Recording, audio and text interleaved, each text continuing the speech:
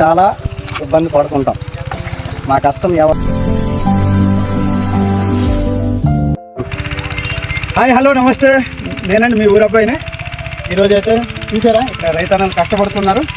బయటకి ఇలా వాటర్ వస్తుంది కదా, ఈ వాటర్ రావడం ఏంటంటే ఈ మోటార్ వేడి అవ్వకుండా కింద నుంచి వాటర్ వస్తుంది కదా, కింద నుంచి వాటర్ను ఇక్కడ అక్కడ వేసినటువంటి పంట పొలాల్లోకి తీసుకుంటున్నారు. అయితే రైతన్న కష్టాలు ఎలా ఉంటాయి, ఎండాకాలంలో జొన్నలు కానీ ఇంకేమైనా పంటలు రైతు ఏ విధంగా పండిస్తాడు అనేది మా ఛానల్ ద్వారా అయితే నేను చూపించబోతున్నానండి. అయితే రైతు యొక్క కష్టాలు మీ వరకు వస్తున్నాయి అంటే అది మీరు అందరు కూడా లైక్, షేర్, కామెంట్ చేసిన కారణం వల్లనండి. అయితే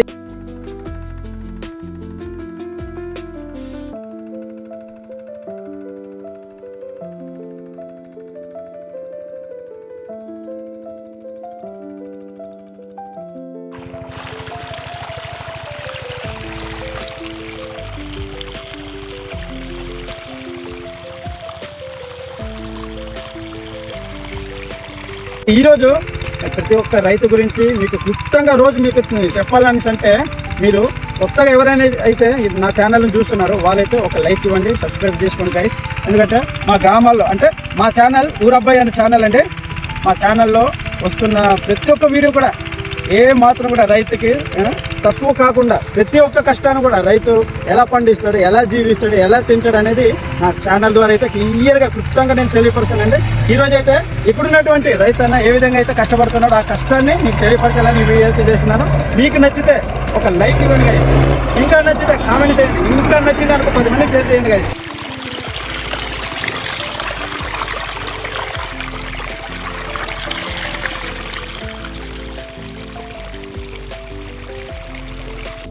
రైతన్న మాటల్లోన అంటే ఎండాకాలంలో వ్యవసాయం చేయడం అంటే అంత ఈజీ కాదు. సరైన నీరు దొరకదు, నీరున్న వాగులన్నీ ఎండిపోతాయి. ఇంకా ఎండాకాలం అనగా వర్షాలు రావు కాబట్టి రైతన్న ఎంత కష్టపడతాడంటే మనం టీవీలో కూర్చొని జై కిసాన్ జవాన్, జై జవాన్ అని అంటుంటాం కదా. కాబట్టి ఇక్కడ పనిచేస్తున్న రైతుకైతే కంపల్సరీ మీరు ఒక లైక్, షేర్ ఇవ్వండి. అయితే ఈ యొక్క వీడియో ద్వారా చాలామందికి రైతు కష్టాలు ఎలా ఉంటాయి గ్రామాల్లో అంటే మనము టౌన్లో కూర్చొని మనము కేజీ 2 కేజీలు ఎంతకి ఇస్తారంటే మనం ఈజీగా అడిగిస్తుంటాము. అది జొన్న అవ్వని, వరి అవ్వని, ఏదైనా పప్పు ధాన్యాలు కావాలి, ఇవన్నీ కూడా మనం ఈజీగా అడిగిస్తుంటాం గైస్. చూడండి రైతు ఎంత కష్టపడుతుంది అనేది ఈ వీడియో ద్వారా నేనైతే తెలియపరుస్తున్నాను. చాలా ఇబ్బంది పడుతుంటాం, మా కష్టం ఎవరిని గుర్తించరు. అవునవును. అయితే ఎండాకాలంలో ఎరువులు అంటే మొక్క ఎంత హైట్ వస్తే వేయాలి ఎరువులు? మొక్క ఎంత హైట్ అంటే కరెక్ట్గా తెలియదు, కానీ మేమైతే 3 సార్లు కంపల్సరీగా ఎరువులు వేస్తాం. హలో గాయస్, చూశారు కదా ఏ విధంగా సమ్మర్లో వ్యవసాయం చేయడం అంటే అంత ఈజీ కాదండి. చూపించారు కదా, ఫస్ట్ చూపించిన క్లిప్లో నేను చూపించాను కదా, అక్కడి నుంచి వాటరు 100 మీటర్స్ దూరంలో తీసుకొచ్చి ఇదిగోండి పంట అంతా చూడండి, ఈ మొక్కలు ఎలా ఉన్నాయి, ఈ చివరి ఉన్న మొక్కలు ఎలా ఉన్నాయి అంటే సరైన నీళ్ళు అందలేదని రైతు అయితే నీళ్ళు పడుతున్నారండి ఎరువు వేసి. అయితే ఇక్కడ ఉన్నటువంటి రైతును అడుగుదాం, ఏమంటున్నారు వారి మాటలు విందాం. ఎండాకాలంలో వ్యవసాయం ఏ విధంగా చేస్తారో అడిగి తెలుసుకుందాం. చెప్పండి అన్న, ఎండాకాలంలో వ్యవసాయం చేస్తున్నారు కదా, ఎలా ఉంటుంది అంటే ఎండల వల్ల ఏమైనా మొక్కలు పెరుగుతాయా లేకపోతే ఎండిపోతాయా, సరైన నీళ్ళు ఉండాలా వద్దనేది ఒకసారి చెప్పండి మీరు. వ్యవసాయంలోని మాకు సరైన అందుబాటులో నీరు ఉండాలి, నీరు లేకపోతే అవ్వదు. మాకు 15 రోజులకి కంపల్సరీగా చేరుకు అనేది తడి పెట్టాలి. తడి పెట్టకపోతే చేరు చనిపోయే అవకాశం.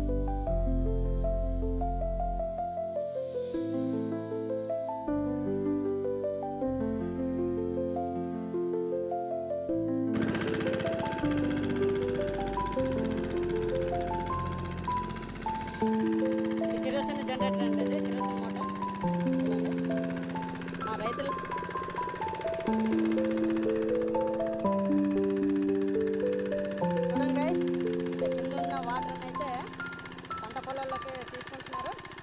చూడండి ఇంకా వాటర్ ద్వారా పైప్ పెట్టి ఈ విధంగా మోటార్తో తీసుకుంటారు.